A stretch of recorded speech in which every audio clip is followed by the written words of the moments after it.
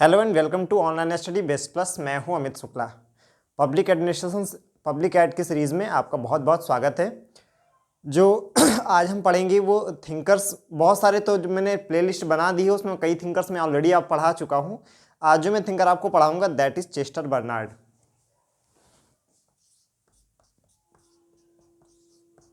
Chester Barnard.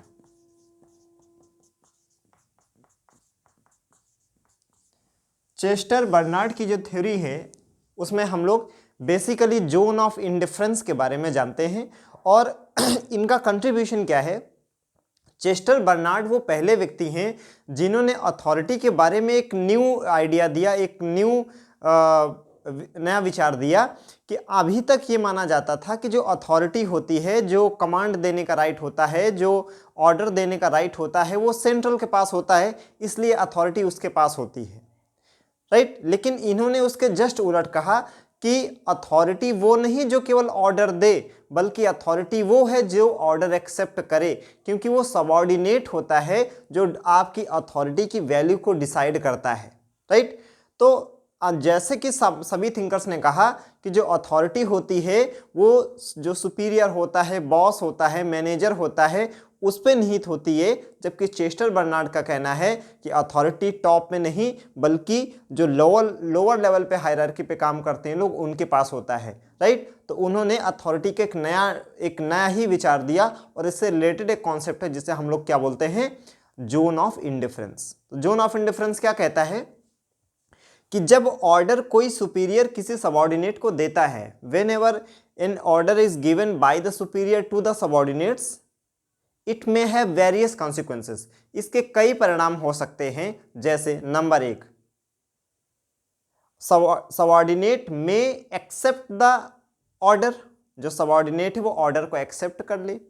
Number 2, subordinate may reject the order, या authority जो subordinate है यानी जो जूनियर है वो अपने बॉस का ऑर्डर मानने से मना कर दे। थर्ड, कि ना तो वो मना करे और ना ही वो रिजेक्ट करे, उसको पेंडिंग में डाल दे। Subordinate neither rejects the command and neither accept the command, right. So command is here lies in the pending position. So what are the criteria under which subordinate will follow the compliance या follow the order? कौन सी वो स्थिति है जब जो subordinate होता है वो अपने बॉस की बात मानता है, राइट। वो 4 ही कंडीशन है। तो देखें, अभी तक हम ये देखते हैं कि जैसे ये कोई हायरार्की है, ये हायरार्की हो गई, यहां पे मान लीजिए कोई एचओडी बैठा है और नीचे लेवल वाले को, यहां पे जो व्यक्ति है उसको वो कोई कमांड दे रहा है, ये कमांड इसको दी जा रही है। अब ये इसके पास राइट है कि 3 चीजें हो सकती है।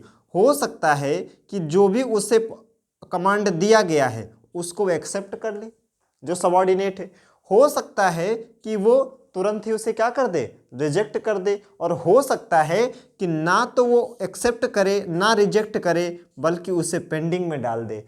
तो वो कौन से क्राइटेरिया हैं जब सबऑर्डिनेट अपने बॉस की बात मानेगा ही मानेगा? तो वो 4 कंडीशन है। वो कौन सी कंडीशन है? उन्हीं कंडीशन को कहा जाता है जोन ऑफ इनडिफरेंस, उदासीनता का क्षेत्र। हिंदी में हम इसे क्या बोलते हैं? उदासीनता का क्षेत्र। उदासीनता के क्षेत्र में 4 कंडीशन है जब सबऑर्डिनेट अपने सीनियर की बात मानेगा। पहली चीज क्या है उसमें? पहला है कि यदि वह उसके हित में हो। अगर आप किसी को ऐसा ऑर्डर दो सबऑर्डिनेट को जो खुद सबऑर्डिनेट के ही अगेंस्ट में हो, वो उसकी बात को नहीं मानेगा, राइट। तो ठीक है, तो आप ऐसा आदेश ना दें। तो मानने के लिए जरूरी क्या है? आप ऐसा ऑर्डर दें if it is in the interest of individual या सबऑर्डिनेट। तो पहली बात जोन ऑफ इंडिफरेंस की क्या है कि यदि वह व्यक्ति के हित में हो। नंबर 2, यदि ये if it is in the interest of organisation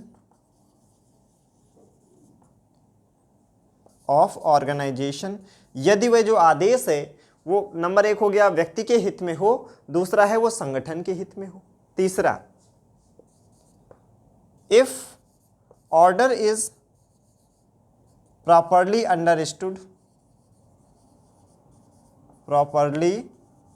understood, यदि आदेश को सही ढंग से समझ लिया गया हो। अगर बात समझेगा ही नहीं तो फॉलो कैसे करेगा। और चौथा, subordinate has the capacity, subordinate has the capacity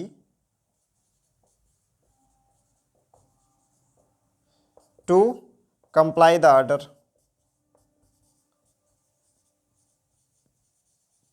अब मान लेते हैं आपने किसी सीनियर ने, किसी बॉस ने अपने से जूनियर को ऑर्डर दिया और वो ऐसा ऑर्डर है जो उस व्यक्ति के हित में है जिसको दिया गया। चलिए ठीक है। नंबर 2 है, जो उसने ऑर्डर दिया, जो कमांड दिया, वो संगठन के भी हित में हो, ऑर्गेनाइजेशन के इंटरेस्ट में हो। तीसरा, जो कमांड दिया गया वो बात समझ गए। कई बार क्या होता है ना कि बॉस कोई बात बोल देता है, मारे डर के जो जूनियर होता है वो सॉरी सर मैं सुन नहीं पाया, सॉरी सर मुझे समझ नहीं आया, अगर वो ऐसा कहेगा तो बॉस उसे डांट देगा। इस डर से वो पूछता भी नहीं है। तो जब तक आप बात को सही से समझोगे ही नहीं तो फिर सॉल्यूशन पे काम कैसे करोगे। और चौथा क्या है, subordinate has the capacity to comply the order. अगर सबऑर्डिनेट के पास उस ऑर्डर को एग्जीक्यूट करने की अथॉरिटी है, तो अगर ये चारों कंडीशन पूरी हो जाएंगी तो क्या हो जाएगा, जो सबऑर्डिनेट होगा वो अपने बॉस की बात को मान लेगा। इसी एरिया को कहा जाता है जोन ऑफ इंडिफरेंस। तो वो कौन से कंडीशन है जिसमें कोई व्यक्ति अपने से बड़े अधिकारी की बात मानता है, उसी को हम लोग बोलते हैं जोन ऑफ इंडिफरेंस। अब सवाल ये उठता है कि पहले किसी काम के लिए अगर जो सबऑर्डिनेट मना कर रहा है, बाद में वो एग्री करना है, तो जोन ऑफ डिनायल से जोन ऑफ इंडिफरेंस या जोन ऑफ एक्सेप्टेंस पे ले जाना है। जो zone of indifference Chester Barnard कह रहे हैं, वही चीज हर्बर्ट साइमन ने क्या कहा है, जोन ऑफ एक्सेप्टेंस। तो यही वो स्थितियां हैं जब वो बात मानेगा। तो अभी हमारा सवाल ये उठता है कि कैसे किसी व्यक्ति को जोन ऑफ डिनायल से जोन ऑफ इंडिफरेंस या जोन ऑफ एक्सेप्टेंस तक ले जाया जाए। तो देखो जरा ये कैसे ऐसे संभव होगा, वो देखे जरा। देखें कि ये स्थिति हो गई, मान लीजिए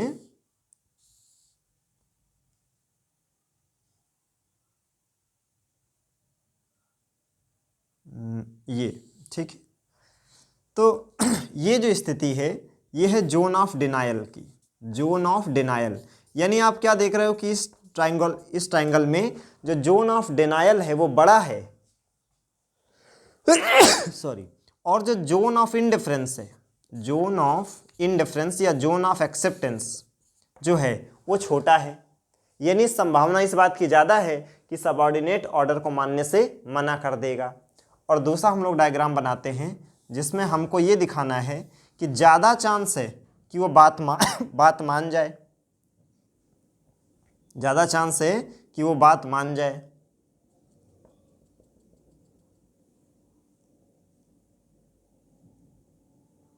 तो देखिए जरा,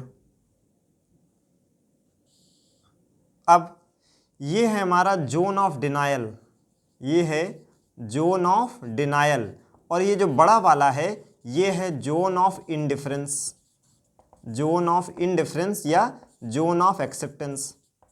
तो दोनों डायग्राम में अंतर क्या है, पहले डायग्राम में हमने देखा कि जो जोन ऑफ एक्सेप्टेंस या जोन ऑफ इंडिफरेंस है वो छोटा है और जोन ऑफ डिनायल बड़ा है, राइट। दूसरे डायग्राम में हम क्या देख रहे हैं कि जोन ऑफ डिनायल, जहां मना करने की स्थिति वाला डायग्राम छोटा है और जोन ऑफ इंडिफरेंस या एक्सेप्टेंस बड़ा है। तो कैसे किसी व्यक्ति को जो मना कर रहा था उसको आप एग्री कर सकते हो, तो इसके लिए आपको क्या देना पड़ेगा, इसके लिए आपको उसे इंसेंटिव देना पड़ेगा, प्रोत्साहन देना पड़ेगा। और ये जो प्रोत्साहन है ये दो तरह का हो सकता है, आप उसे कोई इकोनॉमिक इंसेंटिव भी दे सकते हैं और नॉन इकोनॉमिक इंसेंटिव भी दे सकते हैं। तो ध्यान रखना, जो इंसेंटिव है वो इकोनॉमिक और नॉन इकोनॉमिक दोनों हो सकते हैं, ठीक है। कैसे, जैसे आप ऑफिसर हैं, आपने किसी अपने सबऑर्डिनेट को कहा कि ये फला काम आप कर लीजिए, लेकिन वो बताता है कि मैं तो ऑलरेडी साहब छुट्टी ले चुका हूँ, ये काम मैं नहीं कर सकता हूँ। लेकिन वो काम ऐसा है कि यही व्यक्ति है जो सही से उसे कर सकता है, तो उसे बॉस क्या बोल सकता है, बॉस ये बोल सकता है कि अच्छा ये काम आप कर दीजिए, आप 2 दिन की छुट्टी के लिए बोल रहे हैं, मैं 4 दिन की छुट्टी आपको सैंक्शन करा दूंगा। तो ये उससे क्या आप थोड़ा लालच आ जाएगा कि यार ऐसे तो मुझे 2 दिन की छुट्टी मिलती, चलो ये काम खत्म कर देता हूँ तो मेरी छुट्टियाँ 4 दिन की हो जाएंगी। तो पहले जिस काम के लिए वो मना कर रहा था, हो सकता है इस इंसेंटिव के बाद वो एग्री कर जाए। ठीक है, अगर आप प्राइवेट सेक्टर में हो, राइट, तो क्या होता है कि जितना आपसे एक्स्ट्रा काम लिया जाएगा उसको आपको इकोनॉमिक या नॉन इकोनॉमिक टर्म में आपको कोई ना कोई बेनिफिट दिया जाएगा। जैसे अगर आप किसी काम के लिए मना करते हो तो हो सकता है आपका प्रमोशन ना हो, और आपसे जो भी आपको एक्स्ट्रा वर्क दिया जाता है आप उसी मेहनत से काम करते हो, उसी डेडिकेशन से काम कर सकते हो, तो इंसेंटिव आपका प्रमोशन के रूप में हो सकता है, आपका सैलरी इंक्रीमेंट हो सकता है, आपको हायर डिजिग्नेशन मिल सकता है, आपकी अथॉरिटी थोड़ी बढ़ाई जा सकती है। तो पैसे देकर और बिना पैसे के भी हम इंसेंटिवाइज कर सकते हैं सबऑर्डिनेट को कि वो अपने बॉस की ऑर्डर को कंप्लाई करें, राइट। तो जोन ऑफ डिनायल से अगर जोन ऑफ इनडिफरेंस या जोन ऑफ एक्सेप्टेंस में जाना है तो उसका एक ही तरीका होता है कि हम क्या करें, इंसेंटिवाइज कर दें सबऑर्डिनेट को। और जो इंसेंटिवाइज किया जा सकता है वो इकोनॉमिक और नॉन इकोनॉमिक दोनों तरह से हो सकता है। तो हमने अभी देखा कि अथॉरिटी केवल टॉप में नहीं केंद्रित होती, बल्कि जो अथॉरिटी होती है वो सबऑर्डिनेट में होती है, क्योंकि वो सबऑर्डिनेट ही होता है जो आपकी अथॉरिटी की वैल्यू तय करता है। अगर वो आपका ऑर्डर मान जाता है तभी आपकी अथॉरिटी अथॉरिटी है, और अगर आपका सबऑर्डिनेट आपके ऑर्डर मानने से मना कर दे तो ये किसी भी सुपीरियर के लिए बहुत ह्यूमिलेटिंग या बहुत डिसरिस्पेक्ट वाला मोमेंट होता है। बात आ गई इतनी समझ में? तो हमने जोन ऑफ इंडिफरेंस देख लिया, हमने जोन ऑफ एक्सेप्टेंस देख लिया, जोन ऑफ डिनायल से जोन ऑफ इंडिफरेंस या जोन ऑफ एक्सेप्टेंस में पहुंचने के लिए हमें क्या मैकेनिज्म अपनाना पड़ेगा ये भी हमने देख लिया। अब हमको ये देखना है कि चेस्टर बर्नार्ड ने एक थ्योरी ऑफ इक्विलिब्रियम भी दी है, वो भी हम समझ लेते हैं कि थ्योरी ऑफ इक्विलिब्रियम क्या है। देखिए मैं यहाँ बोर्ड में सिर्फ उतना लिखूंगा जितना आपको अपने नोट्स में लिखना है, बाकी चीज़ें आपको समझाने के लिए है। तो अब हम लोग पढ़ते हैं कि इनकी जो थ्योरी ऑफ इक्विलिब्रियम है, थ्योरी ऑफ इक्विलिब्रियम वो क्या कहती है। थ्योरी संतुलन का सिद्धांत, ये संतुलन का सिद्धांत क्या कहता है कि ऑर्गेनाइजेशन और जो एम्प्लॉयज़ होते हैं वो एक दूसरे की ज़रूरतों को पूरा करते हैं। जैसे जो एम्प्लॉय है उसको ऑर्गेनाइजेशन से जुड़ के क्या मिलेगा, पैसा मिलेगा, प्रेस्टीज मिलेगी, एक सोशल सिक्योरिटी मिलेगी। लेकिन ऑर्गेनाइजेशन को क्या मिलेगा, वो व्यक्ति या तो कोई गुड्स प्रोड्यूस करके देगा या कोई सर्विस प्रोड्यूस करके देगा। तो दोनों के हित एक दूसरे पूरे करते हैं। जब तक एम्प्लॉय के इंटरेस्ट ऑर्गेनाइजेशन पूरा करता रहेगा और ऑर्गेनाइजेशन के जो इंटरेस्ट हैं वो एम्प्लॉय पूरा करता रहेगा तो दोनों में संबंध बना रहेगा। और दो में से किसी एक ने अगर दूसरे का ख्याल रखना बंद किया, दूसरे के इंटरेस्ट को सर्व करना बंद किया, उसी दिन एम्प्लॉय और ऑर्गेनाइजेशन के बीच का संबंध टूट जाएगा। तो इसी को बोलते हैं थ्योरी ऑफ इक्विलिब्रियम। इसमें देखो दो लोग हैं, एक तरफ कौन है, एक तरफ है ऑर्गेनाइजेशन और दूसरी तरफ कौन है, एम्प्लॉयज़। दूसरी तरफ कौन है, एम्प्लॉयज़, कर्मचारी। जो ऑर्गेनाइजेशन है वो दो तरह से बेनिफिट पहुंचाता है। कैसे? आपको वो इकोनॉमिक बेनिफिट्स देगा और नॉन इकोनॉमिक बेनिफिट्स देगा।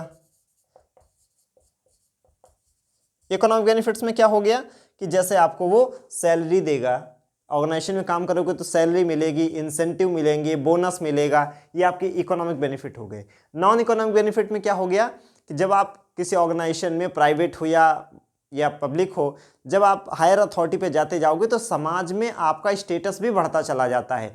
तो ऑर्गेनाइजेशन केवल पैसा ही नहीं देता है बल्कि हमारी और ज़रूरतों को भी पूरा करता है, जिसमें प्रेस्टीज है, हमारा रिस्पेक्ट है, हमारा इस्टीम है, सोशल सिक्योरिटी है। ये किस में आ जाएगा, नॉन इकोनॉमिक में।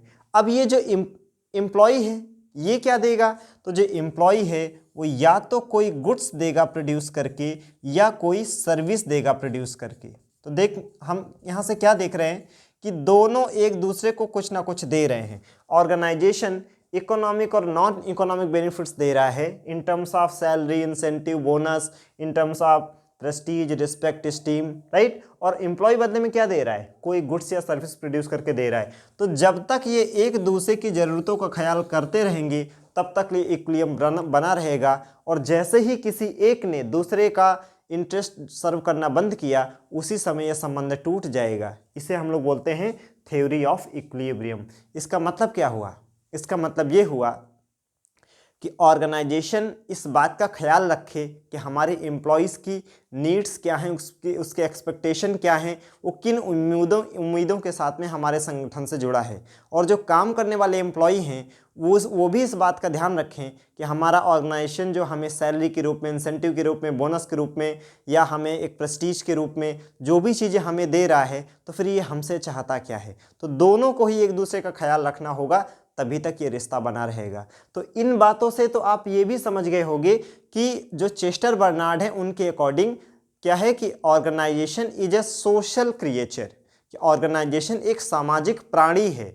जैसे हम परिवार में एक सदस्य दूसरे सदस्य का ख्याल रखते हैं, जब बच्चा होता है तो माँ बाप उसका ख्याल रखते हैं, और जब माँ बाप बूढ़े हो जाते हैं तो बच्चा उसका ख्याल रखता है। और यही जो संबंध होते हैं हमें परिवार में बांध के रखते हैं। उसी तरह ऑर्गेनाइजेशन और एम्प्लॉय के बीच का रिलेशन होता है। तो कहीं ना कहीं इसमें एक ह्यूमन टच आ गया। इसीलिए चेस्टर बर्नार्ड बोलते हैं कि organisation is a social creature in which we found in which you can find the energy, you can find the social character, because it is not only built of machines, tools, etc., but it is made of persons who have life, who have energy. तो संगठन केवल कुछ उपकरणों, मशीनों और tools का एक भंडार भर नहीं होता है, बल्कि ये जीवित मनुष्यों के द्वारा बनाया जाता है, जिनमें उनकी ज़रूरतें होती हैं, उनकी अपनी ऊर्जा होती है, राइट। बात ये आ गई समझ में। तो हमने इनका थ्योरी ऑफ इक्विलिब्रियम भी देख लिया और हमने इनका जोन ऑफ इंडिफरेंस भी देख लिया, और ऑर्गेनाइजेशन के बीच में कैसा संबंध होता है ये भी हमने देख लिया। वो आगे कहते हैं कि जो ऑर्गेनाइजेशन है it is like a magnet and it's magnet field attracts the like minded people. जो ऑर्गेनाइजेशन है वो एक चुंबक की भांति है, और इसका जो चुंबकीय क्षेत्र होता है वो समान विचारधारा वाले व्यक्तियों को अपनी ओर आकर्षित कर लेता है, ठीक है। तो इस तरह से एम्प्लॉय और ऑर्गेनाइजेशन के बीच का जो संबंध होता है वो चलता रहता है। इनको जो बहुत पहचान मिली वो इनके जो एग्जीक्यूटिव पे इन्होंने बुक लिखी थी, ठीक है, वो उस पे मिली। तो ये कहते हैं कि संगठन में कोई भी जो एग्जीक्यूटिव होता है, जो टॉप मैनेजमेंट होता है, उसके 3 ही बेसिक काम होते हैं।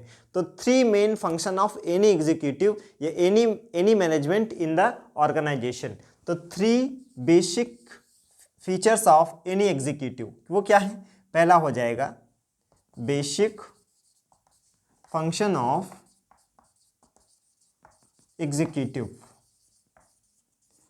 तो पहला हो जाएगा, ये हम लोग पहला हो गया संगठन निर्माण करना, ठीक है ना। सेट द, या संगठन के उद्देश्यों का निर्माण करना। सेट द ऑर्गेनाइजेशनल गोल्स, जो संगठन के उद्देश्य हैं उनको क्या किया जाए? पूरा किया जाए। दूसरा, to get goods and services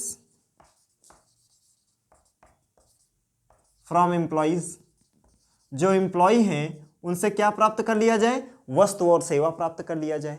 और जो टॉप मैनेजमेंट है और जो नीचे लेवल पे काम कर रहे हैं लोग, उनके बीच में कम्युनिकेशन बना रहे, क्योंकि जैसे ही कम्युनिकेशन ब्रेक होगा, कोई कमांड आप दोगे और कम्युनिकेशन ही नहीं है तो वो नीचे वाले तक पहुंचेगा नहीं। तो जब तक वो पहुंचेगा नहीं तब तक उस ऑर्डर में कुछ इंप्लीमेंट नहीं हो सकता है। तो तीसरा क्या हो जाएगा?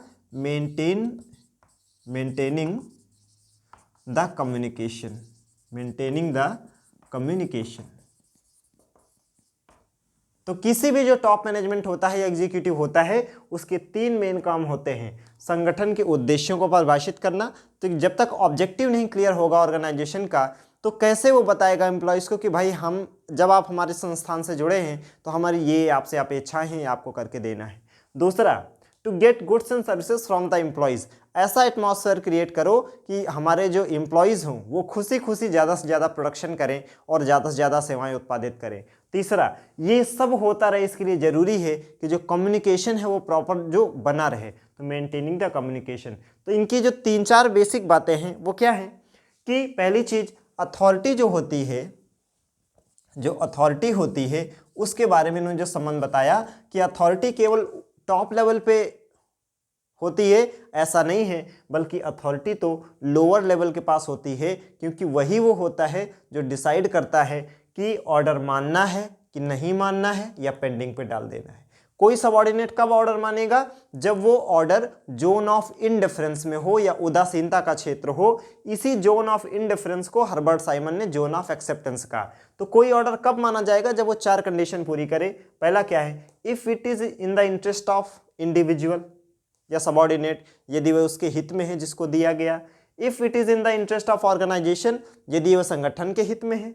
If order is properly understood by the subordinate, यदि उस ऑर्डर को सबऑर्डिनेट ने अच्छे से समझ लिया है। जब तक अगर समझेगा नहीं तब भी कुछ नहीं कर पाएगा। और चौथा है subordinate has the capacity to comply the order, वो जो सबऑर्डिनेट है उसके पास कैपेसिटी है कि उस काम को कर सकता है।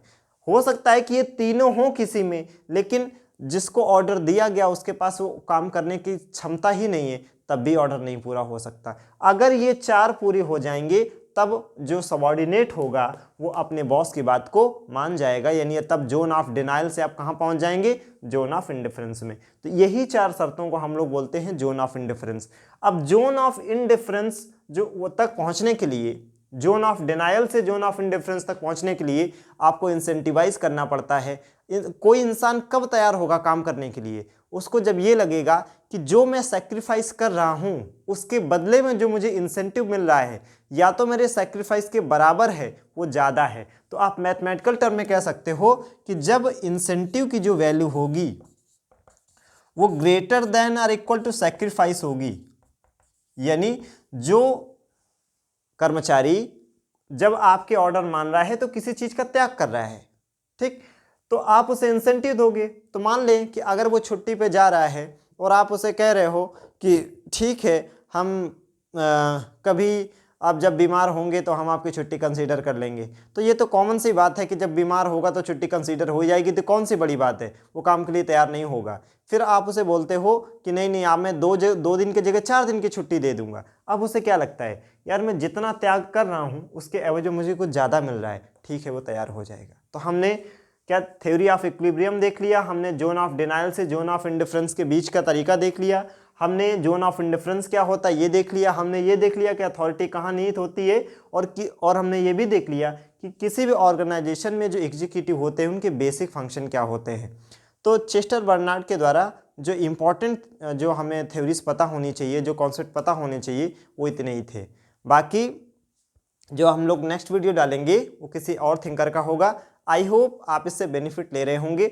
मैंने सिर्फ बोर्ड में उतना लिखा है जितना आपको अपने नोट्स में लिखना है, ताकि आप आंसर राइटिंग करते समय बहुत तेज़ी से रिवाइज कर सको और ये नोट्स बनाते समय आपको आंसर राइटिंग की प्रैक्टिस भी होती रहे। Thank you so much.